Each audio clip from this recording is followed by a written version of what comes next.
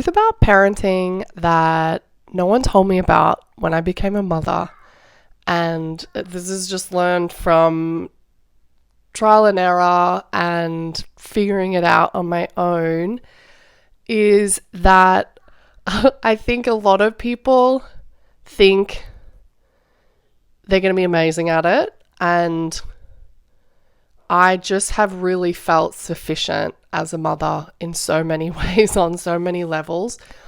But the other thing is that, like, no one gives you a handbook, no one tells you how to do it unless you're lucky enough to have a mother or some aunts in your life who can kind of give you that wisdom.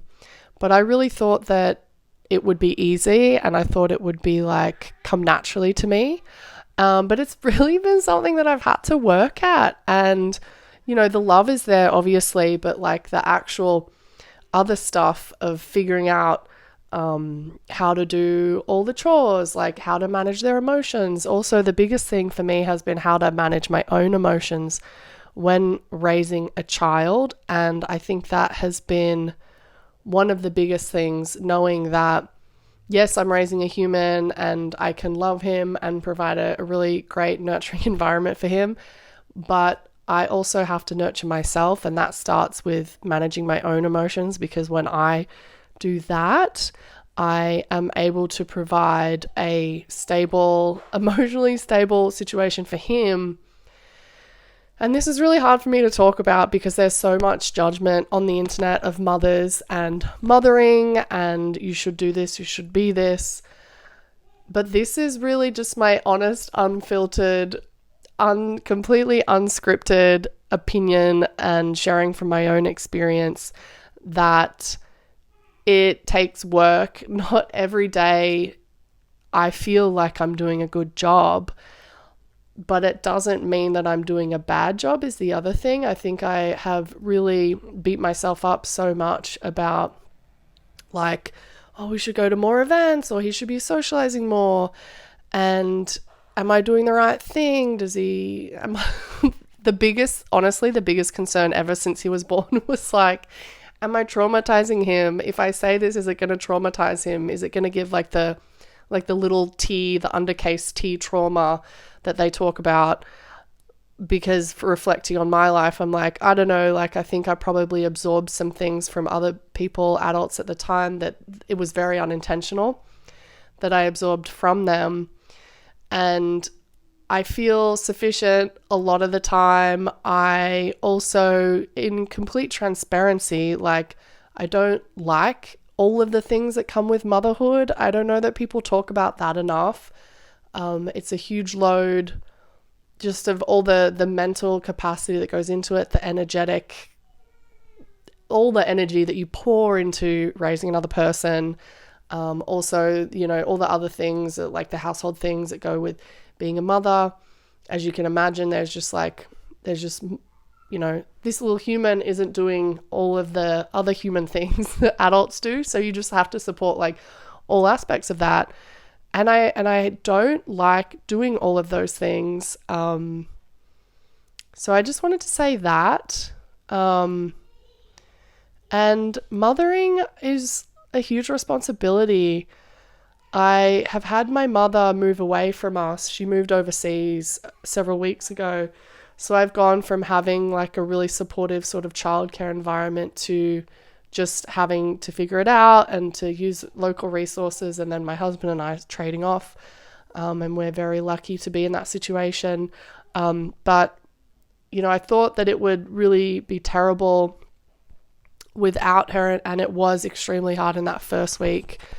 I raised my voice. I was not a nice person. I wasn't nice to myself, and I just felt like I wasn't giving the best of myself to my family, and that was really hard. And I kind of reevaluated some things in my business and in my life, and was like, no, I want to give the best of me to my family. I don't want to give the best of me to my business and then give what's left over to my family, because they deserve better. And really, like, not having my mother around to support and help has had this crazy effect that, like, I kind of went through, like, the first week was really hard and I definitely went rock bottom. And now that I've climbed out of that, I'm like, no, I think the silver lining is that I'm enjoying being a parent more because it's forced me to make changes and to refocus my priorities and to think more about what do I want to do long term. And I read somewhere, someone was like, you need to think in 5-year blocks.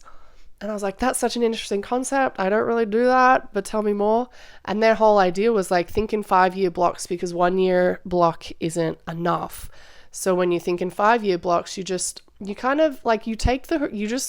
basically like put the horizon further out and you're like, okay, like big picture in 5 years, what is this situation going to look like? And I was like, whoa, 5 years. Okay. So in 5 years time, like we would have more children, I would be, and then I was like, whoa, okay.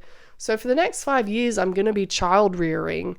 So like not just having my current toddler, but like he'll be growing, not fully grown. And then we're going to have other kids that are going to be at this age or maybe even younger. And that really helped solidify for me to be like, okay. So like if I'm doing this realistically for 5 years and rearing like young baby children, I need to figure out my shit and be like, okay, how can I make myself enjoy this more? How can I shift my life around so that like I'm wake up and I'm stoked to see my son in the morning. Like I'm not pissed off because he woke me up early and I wanted more sleep. And that has really helped me reframe what it means to like have a young family. And specifically because, I found myself a lot giving the leftovers of my energy to the family and like not wanting to do all of the things related to being a mother, but wanting to show up for the good stuff when he's in a good mood. But when he's not, then I'm like, what the heck? Like this sucks. Like I'm such a bad mom. And then, you go into those shame spirals and those judgment spirals. And that 5-year thing, I was like, wow, I can't be living like this for 5 years, like super emotional and just like on those roller coasters. I can't be raising my voice. Like that just wasn't, when I put it in that timeline, I was just like, that's not the person that I want to be for 5 years. Like, can you imagine? And that was a choice that I made for myself. And now that I see that, I feel a lot better. I definitely have seen opportunities to like, okay, how can we get outside of the house and how can he have, more play dates with his friends, but also with my friends, because my friends have children and then they hang out, which is great. And that's what we did this afternoon. We went for a coffee date. I picked a place that specifically had like a little playroom for children. So like they could be occupied and doing their thing while we were having coffee. Obviously it doesn't go like that because children want to be with their mothers all the time. But you could kind of switch off here and there and kind of try to have the best of both worlds and keep a conversation going the best you can. And another thing, there's like a community garden near us that I was like, oh, we could, go cut kale there on Monday mornings and like get our parsley and maybe do eggs throughout the week with that. And just thinking creatively about what resources are available to me that are low cost or no cost that involve him, like, I don't know, getting his hands dirty or just getting more involved and physical with things. And that has really helped me think past like, oh God, okay, like from 7 to 12, what are we going to do every day? Because that's like his wake time until he naps. And I used to look at that as like, oh, okay, this is, what are we going to do? Like, I guess we'll kill time at home, but thinking like, oh no, okay, we can't kill time at home every day for the next 5 years. And it's not every day, but thinking, how do I make this enjoyable for both of us? And it's also forced me, now that my mother's gone, to be like, okay, I also have to mother myself. And that's another thing no one tells mothers to do, is that not all of us are blessed to have a mother who is with us, who is willing to be in our lives, that is, on the earth plane, in the physical realm. So we do have to mother ourselves and say like, okay, no one's going to come and save me. Or, it's not even that dramatic, but like no one's going to help with the load today. So like, how do I make this more sustainable for myself? How do I feel better about myself? How do I give myself the time?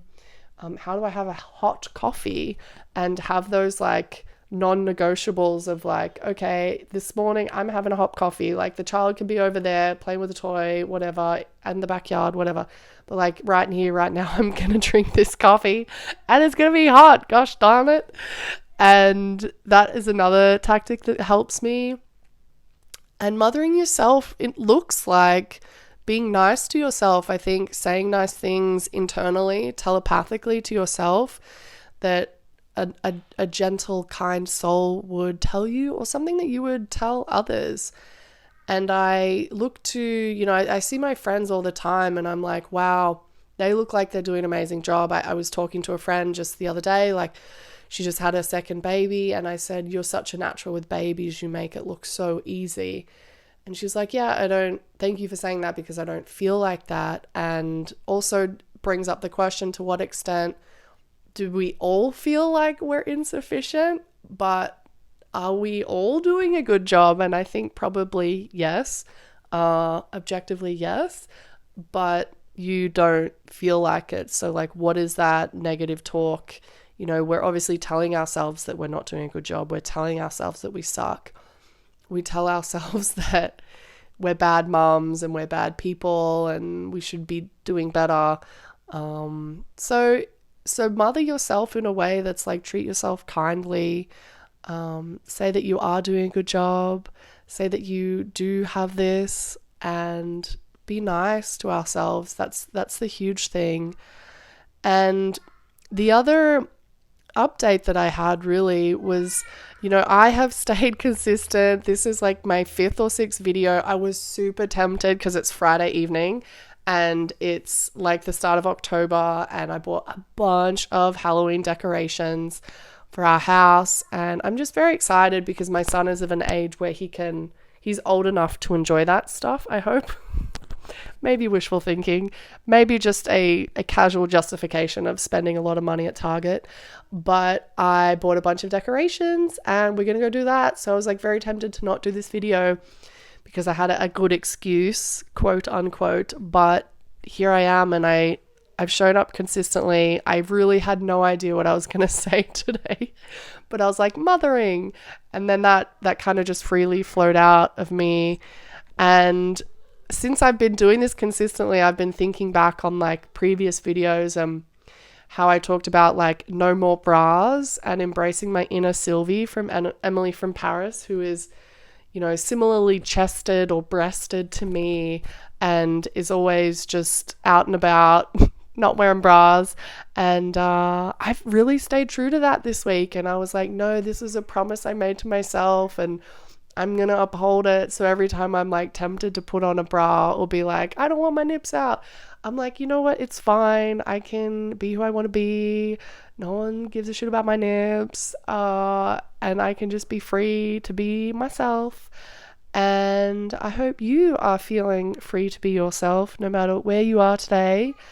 And wherever you are, I hope you're having an amazing time. I would invite you to jump on my Instagram and say hi. Just let me know that you're listening and watching, or comment on this video. Let me know what you think about being a mother. Like, do you love all of it? Do you dislike some of it? Do you severely dislike some of it?